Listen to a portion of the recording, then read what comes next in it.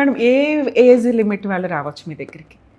యూజువల్గానైతే 18+ నుండి మొదలు పెడితే ఇంకా సీనియర్ సిటిజన్స్ వరకు ఎవరైనా కానీ మహిళా కమిషన్ రావచ్చు. కానీ మీరు అట్లా 18 years వరకు ఆగలేదు. ఎందుకంటే స్కూల్స్ కాలేజీలు కూడా రైట్ చేసి వాళ్ళ హక్కుల కోసం, ముఖ్యంగా నేను చూసిన వీడియోస్లో మేడం హాస్టల్స్లో సీసీ కెమెరాలు పెట్టిన బాత్రూమ్స్లో అవి ఇవి వాళ్ళు ఎక్కడికి వెళ్ళాలో వాళ్ళకి తెలియదు. నిజంగా మీరు ఒక దేవతలాగా మేడం ఉమెన్స్ కమిషన్ రైట్ చేసింది అంటే వాళ్ళకు ఒక సేఫ్ రిప్రజెంటేటివ్ పర్సన్ లీగల్గా వచ్చారు, ఆథరైజ్డ్ పర్సన్ వచ్చారు అనేసరికి మీరు ఇక్కడ ఏజ్ లిమిట్ చూడలేదు. సో ఏంటి దానికి ఏమన్నా రీజన్ ఉందా? ఒకటి నాకు అర్థమైనంత వరకు నేను ఇప్పుడు ఆల్మోస్ట్ 25 years నుండి పబ్లిక్ లైఫ్ చూస్తున్నాను. చాలామందిని చూశాను, వాళ్ళకి నిజంగా సమస్య వచ్చినప్పుడు ఎక్కడ చెప్పాలో సతమతం అయిపోతుంటారు, ఎవరికి చెప్పాలో. ఎందుకంటే ఓపెన్గా ఫ్రాంక్గా మాట్లాడుకోవాల్సిన అవసరం ఉన్నది. ఊర్లో పెద్ద మనుషుల దగ్గరికి వెళ్తే వాళ్ళు ఎలాంటి అడ్వాంటేజ్ తీసుకుంటారో తెలియదు. ఊర్లో ఉన్నటువంటి గ్రామ పంచాయతీకి సర్పంచ్ దగ్గర లేదా పొలిటికల్ లీడర్స్ దగ్గరికి వెళ్తే ఎలాంటి అడ్వాంటేజ్ తీసుకుంటారో, ఎలాంటి చెడ్డ పేరు వస్తుందో వాళ్ళకి. ఎందుకంటే మహిళ బయటకు వచ్చిందంటేనే ఏదో ఒక రకంగా వాళ్ళను బద్నాం చేయాలి అనేటువంటి ఆలోచన చేస్తారు. కాబట్టి అలాంటి మీకు ఇబ్బంది లేదు, ఇక్కడ అందరూ మహిళలే ఉన్నారు, మీకు ఎలాంటి సహాయం కావాలంటే అలాంటి సహాయం చేయడానికి మేము ఉన్నాము అని ఏజ్ లిమిట్ అనేది కూడా లేకుండా వచ్చిన ప్రతి ఒక్కరికి మా వంతు మేము సహకారం అందించుకుంటూ మేము ఉన్నాము అని అనేది ఒక నమ్మకాన్ని, ఒక భరోసాని కలిగించాము. అది ఈ వీడియో చూస్తున్న వ్యూయర్స్కి అర్థమై ఉంటుంది. యాక్చువల్గా అబౌవ్ 18 years సీనియర్ సిటిజన్స్ వరకు, అంటే ఏజ్ లిమిట్ ఎండింగ్ అనేది లేదు. కానీ మహిళలకి ప్రతిసారి ఏదైనా కంప్లైంట్ రిప్రజెంట్ చేయాలంటే పోలీస్ స్టేషన్కి వెళ్ళాలంటే భయపడతారు. కానీ ఈరోజు కమిషనర్ మేడం శారద గారు మనకి ఇస్తున్న భరోసా ఏంటంటే టీనేజ్ పిల్లలు కానీ ఎవరైనా కానీ ఫోన్ చేస్తే వాళ్ళు తీసుకోగలిగే కేసు అయితే 100% తీసుకొని అవతల వైపు ఎక్కడి నుంచి మీరు బాధితులు అవుతున్నారో, ఎవరి దగ్గర నుంచి హెరాస్మెంట్స్ ఫీల్ అవుతున్నారో వాళ్ళకి కౌన్సిలింగ్ ఇవ్వడమా, లేకపోతే పోలీస్ స్టేషన్కి రిఫర్ చేసి కేసులు రిజిస్టర్ చేయడమా, మీ పేరు బయటకు రాకుండా చూడటం అనేది 100% చేయడానికి ఆవిడ ఆల్రెడీ చేశారు, చేయడానికి కూడా మీకు హామీ ఇస్తున్నారు. అంటే ఈ మధ్యకాలంలో మేము అబ్జర్వ్ చేసిన ప్రొసీడింగ్స్లో ఏంటంటే టీనేజ్ అమ్మాయిలు లవ్ చేయడమో లేకపోతే ఫిజికల్గా ఇమీడియట్గా కలిసేయడమో, దానివల్ల ఫొటోస్, న్యూడ్ ఫొటోస్ ఇవి తీసుకొని బ్లాక్మెయిల్ చేస్తున్న వాళ్ళు ఎక్కువ ఉన్నారు.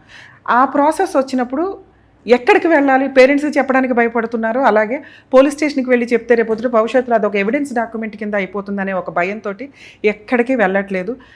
మేబీ నాకు ఎన్ని కాల్స్ చేసినా కూడా నేను బయటికి రానివ్వకుండా ఎన్ని చేసినప్పటికీ మీకు గవర్నమెంట్ తరపు నుంచి పూర్తిగా హక్కు ఎక్కడి నుంచి వస్తుంది అంటే ఉమెన్స్ కమిషన్ చైర్పర్సన్ నుంచి. ఎందుకంటే బయటికి విషయం రానివ్వకుండా మీకు సేఫ్గా మీ పేరెంట్స్ని పిలిపించి కౌన్సిలింగ్ ఇవ్వడం కానీ, అవతల వ్యక్తుల్ని ఎవరైతే అక్యూజ్డ్స్ ఉంటారో, మిమ్మల్ని ఇబ్బంది పెట్టిన వ్యక్తులు ఉంటారో వాళ్ళని తీసుకొచ్చి వాళ్ళ మీద కేసు రిజిస్టర్ చేయాలా, లేకపోతే లెటర్స్ రాసి భవిష్యత్తులో ఇంకొక ఛాన్స్ అట్లాంటి క్రైమ్ చేయకుండా కంటిన్యూ చేయించి మీకు ఒక భరోసా లెటర్స్ రాయించాలా అనేది కూడా చూడడానికి ఎక్కువ అవకాశం ఉంది. టీనేజ్ అమ్మాయిలు చాలామంది సూసైడ్ చేసుకోవడం ఈ మధ్యకాలంలో నేను ఎక్కువ చూస్తున్నానండి. సో దయచేసి అలా ఏదన్నా ఉంటే మాలో ఎవరిని మీరు అప్రోచ్ అయినా 100% మీ విషయాలు బయటకు రాకుండా సేఫ్ సైడ్లో చూస్తాము మేడం. అట్లాగే తెలంగాణకి సంబంధించి స్టేట్ మొత్తానికి ఇదొకటి, విలేజెస్, డిస్ట్రిక్ట్స్ ఇవన్నీ కూడా ఉంటాయి కదా, అసలు వాళ్ళకి ఎక్కడికి వెళ్ళి ఆ నెంబర్ ఏంటి అంటే ఉమెన్స్ కమిషన్ అంటే అందరూ ఇక్కడ దాకా రాలేరు. అదేమన్నా టోల్ ఫ్రీ నెంబర్ కానీ అవేమన్నా ఉన్నాయా? ఓకే, దీంట్లో ఇంకా అంటే చాలా అంశాలు ఉన్నాయి మాట్లాడుకోవడానికి. ఒకటేమో డిస్ట్రిక్ట్ వెల్ఫేర్ ఆఫీస్ ఉంటుంది, సఖీ సెంటర్స్ ఉంటాయి, భరోసా ఉంటాయి, అక్కడికి వాళ్ళు అప్రోచ్ అవుతారు. మెయిన్గా ఇక్కడికి వచ్చేవి డొమెస్టిక్ వైలెన్స్ అండ్ 498 కేసెస్లో లీగల్ సలహా ఇవ్వడం కోసం. చాలామంది ఏంటంటే ఒక ప్రైవేట్ అడ్వకేట్ని హైర్ చేసుకొని వాళ్ళకు ఫీజులు ఇచ్చేటువంటి పరిస్థితిలో ఉన్నారు. కానీ అలాంటి కేసెసే కాకుండా ఇప్పుడు మీరు ఇందాక చెప్పారు టీనేజర్స్, నేను వచ్చిన 1 yearలో లివ్ ఇన్ రిలేషన్షిప్లో ఉండి 6 years, 8 years, 10 years అలా ఉన్న తర్వాత అబ్బాయిలు ఏంటంటే ఒక పొజిషన్ వచ్చే వరకు, ఒక జాబ్ వచ్చే వరకు వీళ్ళతో ఉంటున్నారు. ఒక మంచి జాబ్ సంపాదించుకోగానే ఇంకా నువ్వు వద్దు అని చెప్పేసి ఇంకొకరిని పెళ్లి చేసుకోవడానికి ముందుకెళ్తున్నారు. అప్పుడు వీళ్ళు ఏమవుతుంది పరిస్థితి, ఇటు తల్లిదండ్రులు చెప్పిన మాట వినకుండా తల్లిదండ్రుల దగ్గరికి వెళ్ళాలంటే మొహమాటము, ఏం అడగాలో తెలియడం లేదు, ఉమెన్ కమిషన్కి వస్తున్నారు. అలాంటి కేసెస్ నా దగ్గర చాలా వచ్చాయి. ఒక అమ్మాయిదైతే ఎగ్జాంపుల్ చెప్తాను. పెళ్లి చేసుకుంది, పెళ్లి చేసుకున్న తర్వాత కూడా వదిలేసి రా అంటే వెల్ సెటిల్డ్ అబ్బాయిని పెళ్లి చేసుకొని వదిలేసి వచ్చింది. ఇతనికి పోలీస్ డిపార్ట్మెంట్లో జాబ్ వచ్చింది. జాబ్ వచ్చిన తర్వాత నువ్వు వద్దు ఇంకో పెళ్లి చేసుకుంటానని చెప్పి అమ్మాయిని అంటే అమ్మాయి మా చుట్టూ తిరుగుతూ ఉంది. డిపార్ట్మెంట్కి మేము లెటర్ పంపిస్తే కూడా ప్రాపర్గా రెస్పాన్స్ రాలేదు. అంటే ఇవాళ సొసైటీలో ఎలా తయారయ్యారు అంటే ఇవాళ అవసరం తీరిపోయిందా చాలు. కాబట్టి అమ్మాయిలు చాలా జాగ్రత్తగా ఉండాల్సినటువంటి అవసరం ఉన్నది. మనం సొసైటీనో వాళ్ళనో వీళ్ళనో బ్లేమ్ చేస్తూ కూర్చుండేటువంటి సమయం కాదు ఇది. మీకు మంచి ఏంటి, మీకు చెడు ఏంటి అని ఆలోచించుకోవాల్సిన అవసరం ఉన్నది. ఈ వ్యక్తితో నేను లివిన్లో ఉంటే రేపు నా పరిస్థితి ఏంటి అది ముందుగా అంచనా వేయండి. చేతులు కాలేక ఆకులు పట్టుకుంటే లాభం లేదు. ముందుగానే అంచనా వేసి అతను పెళ్లి చేసుకుంటాడా, పెళ్లి చేసుకొని ఆ తర్వాత మీరు కలిసి ఉండండి. అంతే తప్ప 8 years తర్వాతనో 10 years తర్వాతనో విడిపోయిన తర్వాత ఇబ్బందుల పాలవుతుంది, చాలా కష్టం అవుతుంది.